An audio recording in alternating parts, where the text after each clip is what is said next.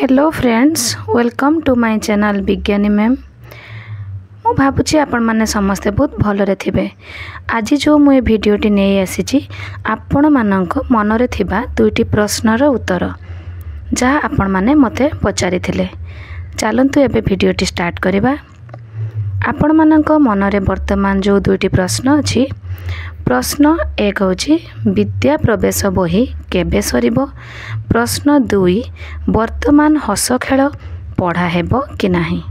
एही दुईटी प्रश्नर उत्तर आज आमे भिडियो रे आलोचना करिबा।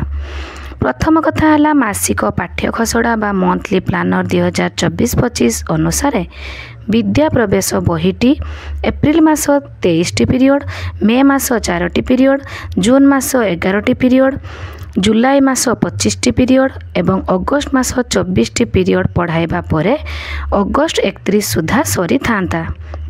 मात्र प्रचंड ग्रीष्म प्रवाह निमित्त विद्यालय शीघ्र छुट्टी पड़िथिबारु असेपार सेप्टेम्बर 3 तारिखर एक चिठी अनुसार समस्त प्रधान शिक्षयित्री मानकु तांको विद्यालय रे सेप्टेम्बर मास 15 तारिख रे सारिबाकु निर्देश दिया जाइछि, जहाँकि स्कूल खोलिबार 3 मास भितरे। तो आपण माने समस्ते सेप्टेम्बर मास 15 तारिख मध्यरे विद्या प्रवेश बही सारी दियंतु। वर्तमान आपण मानकर द्वितीय प्रश्न, वर्तमान हस खेल पढ़ाइबे कि नाही ना। वर्तमान पढ़ाइबे नाही।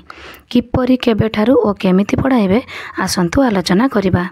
आपण माने विद्या प्रवेश बही सारिबा परे भाषा कार्य पुस्तिका और गणित कार्य पुस्तिका को मासिक पाठ्य खसड़ारे जेपरि भाग करी सप्ताह अनुसार पीरियड अनुसार दिया जाइछि सेही परि पढ़ाइबे। कार्य पुस्तिका गुड़ी को ब्रेक पर्यंत पढ़ाइबो। तापरे हस खेल बहीर जेउ परिवेश पार्ट अछि ताहाकु पाठ्य खसड़ा अनुसार ब्रेक परे पढ़ाइबे।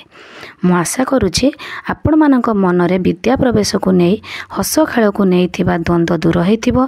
आज पई एतिकी। आपण मानक मनरे आउ किछि प्रश्न थिले मते कमेंट कले मु आपणक समस्या वीडियो माध्यम रे समाधान करबा को चेष्टा करिवि।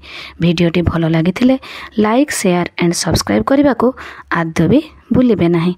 Take care.